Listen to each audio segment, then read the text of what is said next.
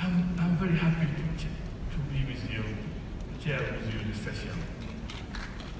Because this lady is a very, very strong lady.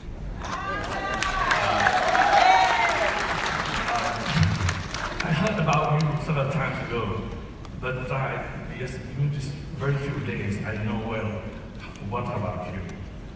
She is Winfrey Bianama, named Widi.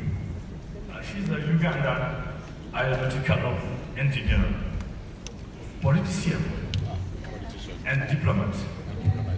She's the executive director of UNAIDS, effective November 2019. It's very short.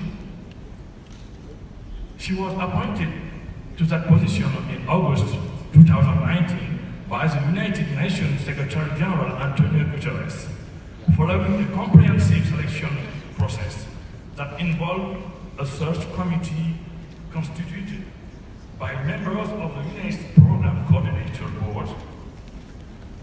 And in her new position, she currently serves as the United Nations Under-Secretary General. Before that, from May 2013 until November 2019, she served as the Executive Director of Oxfam International. She has served as the Director of the Gender Team in the Bureau for Development Policy in the United Nations Development Program, UNDP, from 2016. She is a very, very knowledgeable person. We are welcome to you to come to join us.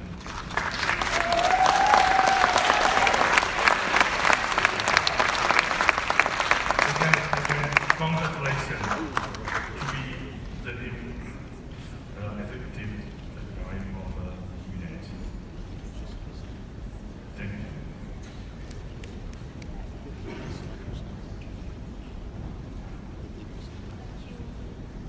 Thank you for that kind introduction. And thank you all. It's an honor to be here. Also an honor to serve as the Executive Director of Oxfam. Did I say Oxfam? Yeah. UNAIDS.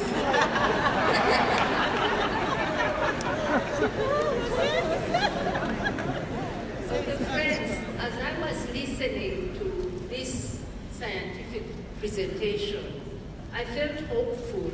I hope you felt like me too. I felt really that there are teams of leaders who are doing everything every single day to find a permanent solution to this challenge of HIV/AIDS. And I could see the leadership in them, I could visualize it. This session is about leadership. I could feel how they get up every morning, working every day for something that they may make a breakthrough on in a couple of years' time. But I can see the vision that drives them, that maybe in their lifetime they are going to see an end to this problem. A beautiful vision of a world that's AIDS-free.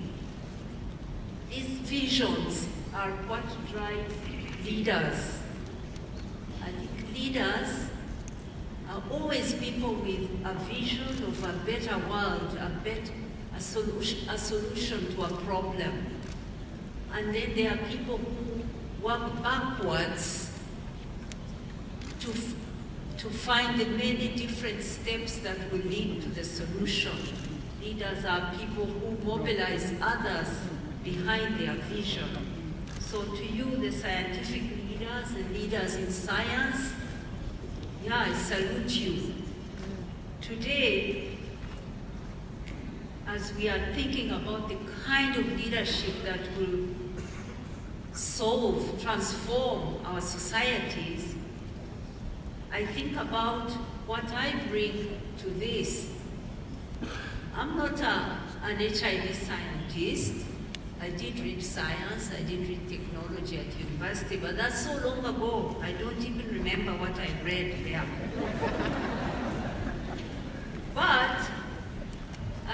and I said, what do I bring? I'm not even from the HIV movement, to be honest. The amazing people who stood up and fought HIV and brought us the treatment and the care and all the tools we have today. But I come from struggles. I know about struggle. I know about justice struggle. I've been there. I've been on the front lines of justice struggles all my life. And I know that it takes, to change society, it takes a vibrant civil society, activists who have the courage, the boldness, who challenge, who push the envelope, who take risks. It takes those. It also takes institutions of state, such as a functional parliament. And by functional, I mean a parliament that really plays its representative and oversight role, that really speaks the voice of the people and that checks the government seriously, not rubber stamping. It takes executive leaders in government who are inclusive, who are accountable, who are empathetic, who are servant leaders, who don't demand to be served, but who offer service and take honor from being servant leaders. This can move an agenda. This can make a real difference for people. This can bring the services with a human rights-based approach to the people who need them. So we are at a critical moment of this epidemic. 16 million Africans are now on treatment. That's good news. But 9.4 million more are still in need of treatment. Big journey to take. 470,000 people died of AIDS, African people died of AIDS last year. Almost 500,000, too much. And 1.1 million Africans got newly infected. Most of them are young people last year. So, huge progress, but huge challenges ahead of us that will need this kind of leadership that I mentioned. And at a difficult time, resources declining. Last year, our UNAIDS report for last year showed that there's a huge financing gap, but for the first time, financing dropped for the global response by $1 billion. The gap itself is close to $7 billion.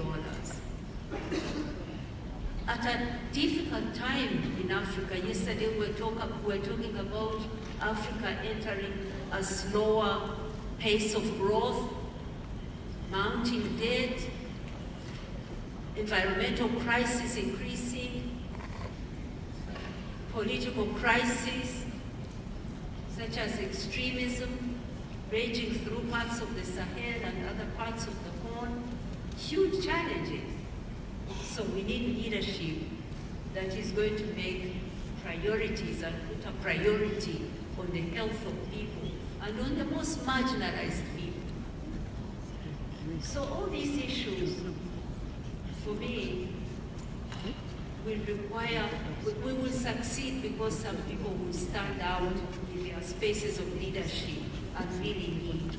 So it is with great pleasure that I introduce to you a leader whose leadership I admire and have admired for a very long time. And that is the Right Honorable Donatil Mukabalisa, sitting over there.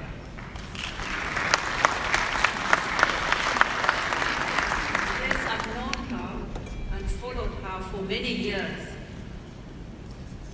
Honorable Mukabalisa is the Speaker of the Chamber of Deputies of the Parliament of Rwanda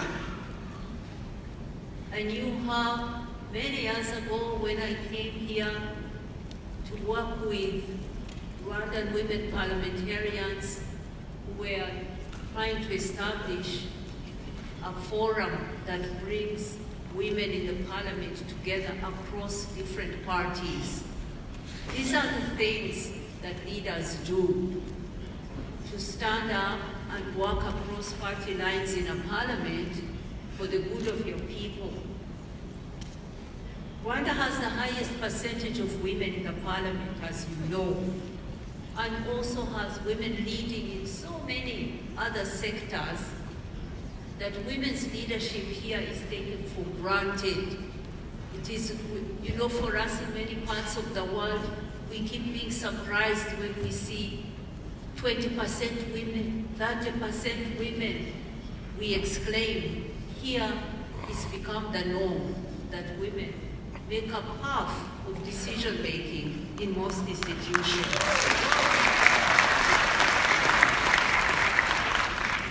So my sister, the Right Honorable Mukabalisa, I'm handing you the floor to offer us your thoughts on what it will take to reach a free Africa.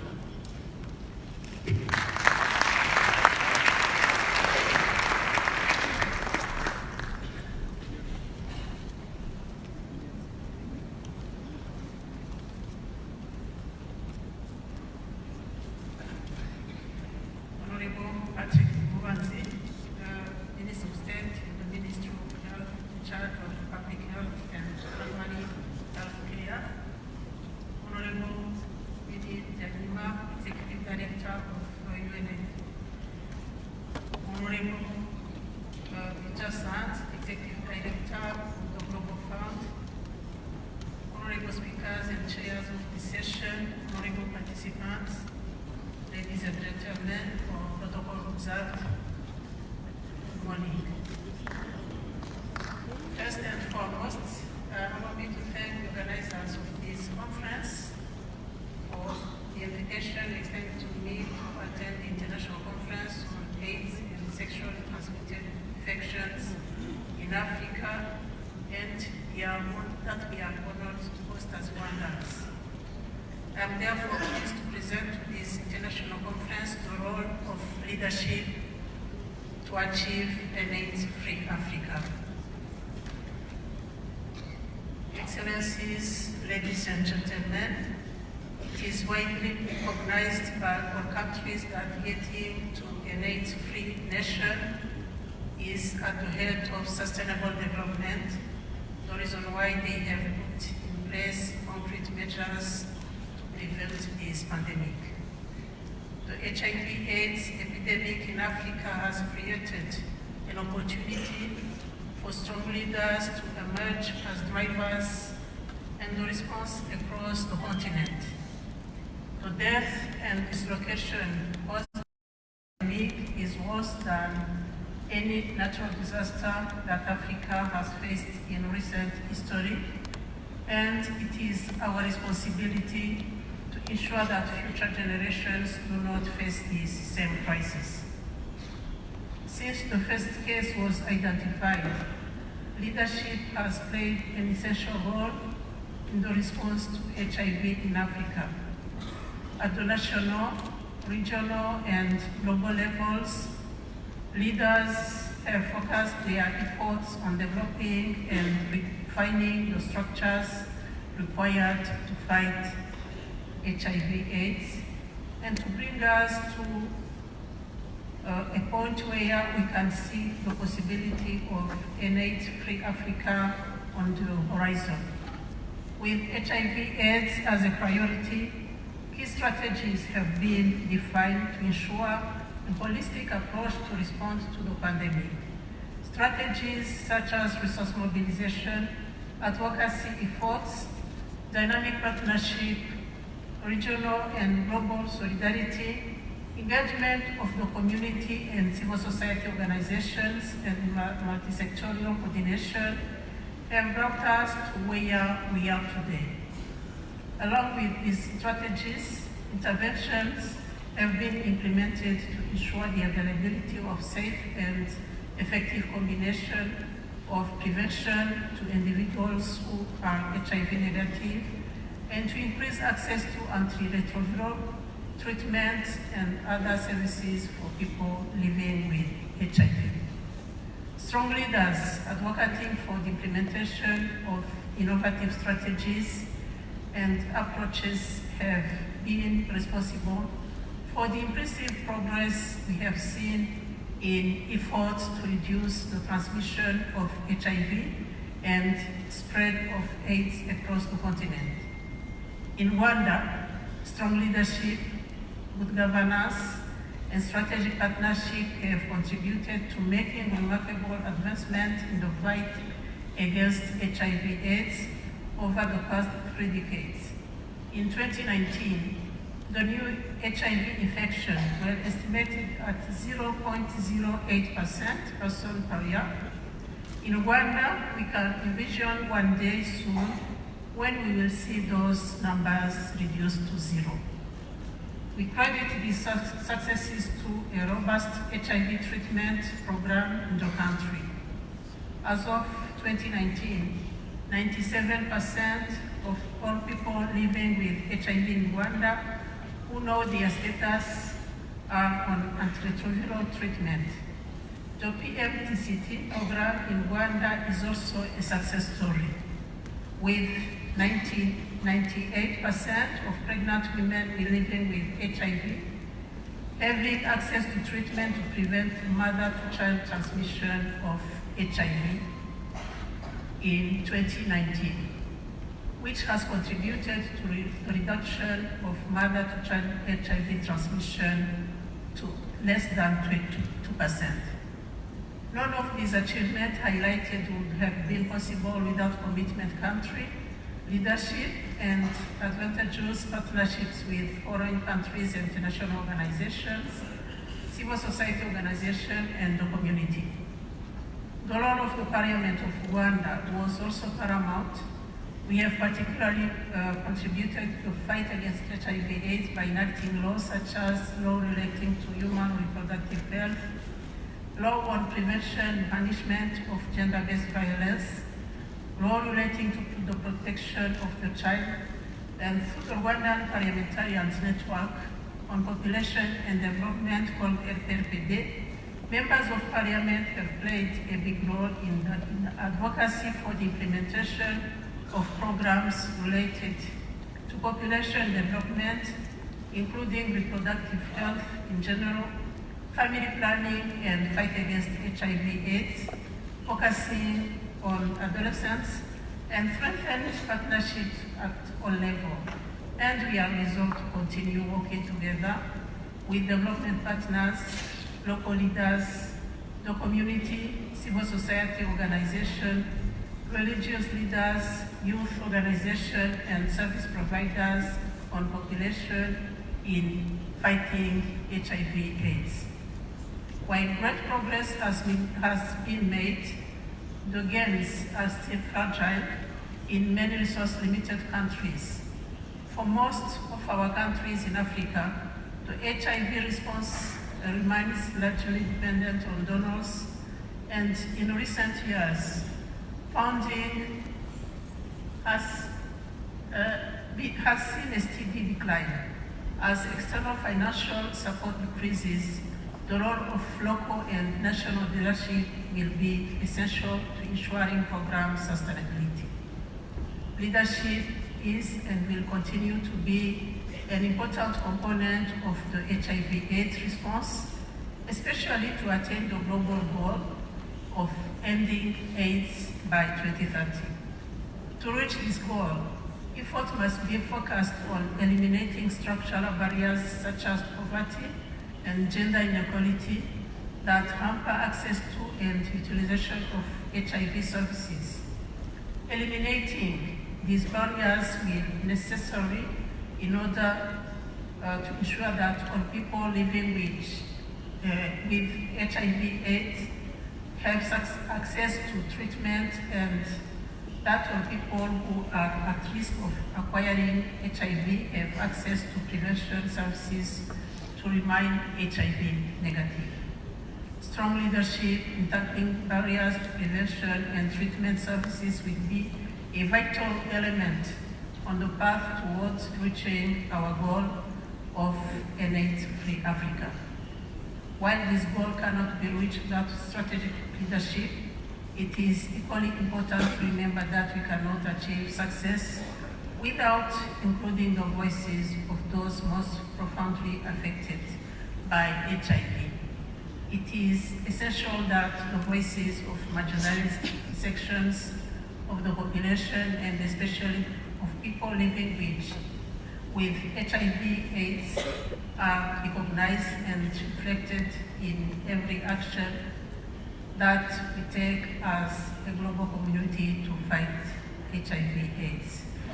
It is critically important that our leadership structure promote social justice and human rights in all aspects of HIV/AIDS response, for we cannot reach our goals without focusing on the context in which we work every day. We have made much progress, but our efforts will not waver. As leaders in the global community, let's come together on the path toward ending AIDS by 2030, ensuring that no one is left behind as we make progress. Thank you for your kind attention.